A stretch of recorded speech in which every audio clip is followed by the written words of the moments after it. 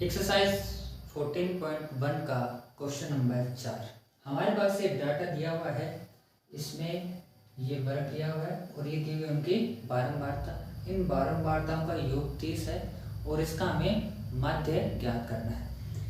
हम पहले माध्य की दो विधियां पढ़ चुके हैं, पहली प्रत्यक्ष विधि, दूसरी कल्पित माध्य विधि। ये हम पढ़ेंगे पद विचलन विधि से। एग्जाम में अगर कोई स्पेशल विधि का नाम देकर आपको पूछा जाता है कि कल्पित माध्य विधि से या पद विचलन विधि से ज्ञात कीजिए, तो आपको उसी मेथड से सवाल करना है। हम पहले प्रत्यक्ष विधि और कल्पित माध्य विधि पढ़ चुके हैं। अब हम क्या करेंगे, हम पढ़ते हैं पद विचलन विधि। ठीक है, पद विचलन विधि का सूत्र क्या होता है, x bar is equal to a plus sigma F U बटे सिग्मा एफ गुणा h। ये हमें पता है कल्पित माध्य होता है। यहाँ पे नई चीज आ रही है u और h।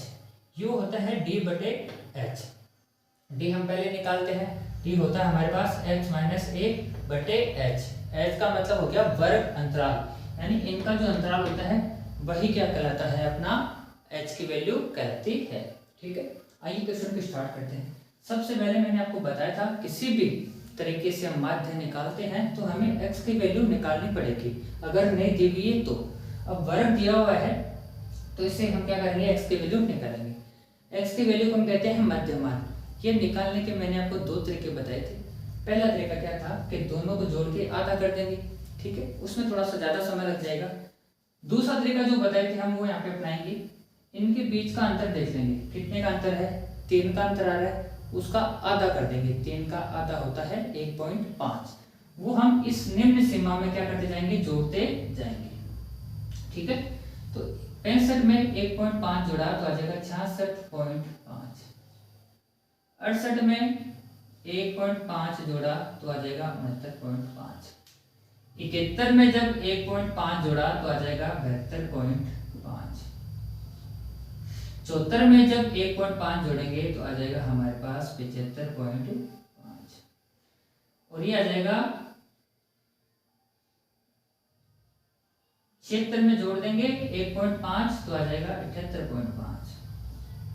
80 में जोड़ देंगे तो आ जाएगा 81.5 और ये आ जाएगा 84.5। मैंने आपको एक बात बताई थी कि जो इस वर्ग में अंतर होता है, वर्ग अंतराल होता है, वही हमारे x के मान में क्या होगा, अंतर होगा। तो हम यहाँ पे देख पा रहे हैं कि 66 से 69, 69 से 72, 75, 78, 81, 84, यानी सब में कितने का अंतर आ रहा है, 3 का अंतर आ रहा है। अब एक ही देखो, यहाँ पे x की वैल्यू किस में आ गई है, दशमलव में आ गई है, पॉइंट में आ गई है। तो आपको एक बात हमेशा ध्यान रखनी है, कभी भी अगर x की वैल्यू हमारे पास पॉइंटों में आ जाती है तो हम प्रत्यक्ष विधि का इस्तेमाल नहीं करेंगे, क्योंकि कैलकुलेशन बहुत ज़्यादा कॉम्प्लिकेटेड हो जाएगी। तो हमें या तो कल्पित माध्य विधि का आप इस्तेमाल कर सकते हो या प्रत्यक्ष विधि का इस्तेमाल कर सकते हो। कल्पित माध्य विधि हमने पहले पढ़ रखी है, तो इस क्वेश्चन को हम पद विचलन विधि यानी स्टेप डेविएशन मेथड से सॉल्व करेंगे। हमें d की वैल्यू निकालनी है, तो d क्या आएगा, x माइनस a होता है। a होता है अपना कल्पित माध्य, वो हमें कहाँ से मानना होता है, इस x की वैल्यू में से।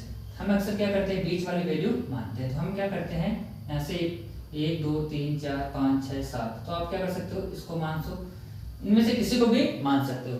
तो हम क्या करते हैं, 75.5 को कल्पित माध्य मान लेते हैं। इधर लिखिए मैंने 75.5, क्योंकि d की वैल्यू क्या होती है, x माइनस a। तो अब क्या करेंगे, इस x की वैल्यू में से क्या घटा देंगे, 75.5। मैंने क्या कहा था कि जो कल्पित माध्य मानते हैं उसके सामने 0 लिख देंगे और बाकी ऊपर वाले किसमें आएंगे, सभी माइनस में आएंगे। अब देखो ये सब में 0.5 आ रहा है, इधर भी क्या है 0.5, यानी 0.5 से 0.5 सब में कैंसिल हो जाएगा। तो हमें 0.5 को नजर में नहीं रखना है। ठीक है, तो हम क्या करेंगे, देखो 75 में से जब 66 घटाएंगे तो हमारे पास आ जाएगा 9 आ जाएगा। फिर 75 में से हम घटाएंगे कितना, 69 घटाएंगे तो हमारे पास कितना आ जाएगा, 6 आ जाएगा। फिर कितना आ जाएगा, 3 आ जाएगा, ये 0 आ गया। फिर वापस 3 6 और कितना आ जाएगा, 9 आ जाएगा। अब u होता है अपना, u क्या होता है, u होता है d बटे h। देखो यहाँ पे d बटे h होता है, या फिर दूसरा लिख सकते हैं x माइनस a बटा h। तो हम सीधा लिख देते हैं इसको d बटे h। अब h क्या होता है, h होता है वर्ग अंतराल। यानी इसमें कितने का अंतर है, 3 का अंतर आ रहा है, तो h की वैल्यू आ गई अपने पास 3।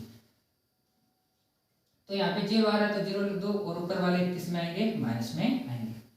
यानी ये जो d की वैल्यू है ना, उसमें h का भाग दे देंगे। h का मान कितना है 3, तो इसमें 3 का भाग दिया ना, तो कितना आ जाएगा 3 आ जाएगा। इसमें भाग दिया तो 2 आ जाएगा, इसमें भाग दिया तो 1, और 0 में 3 का भाग दिया तो 0, हमने पहले 0 लिख दिया।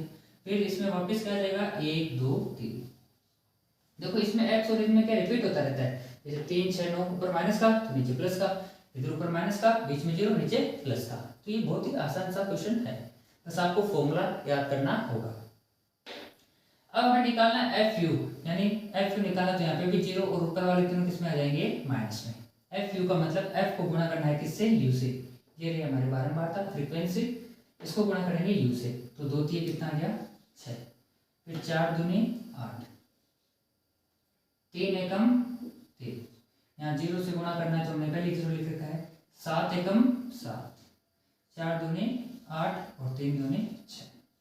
इनको जोड़ेंगे तो हमारे पास आ जाएगा सिग्मा एफ यू, यानी इनको जोड़ने पर हमारे पास आ जाएगा सिग्मा एफ यू।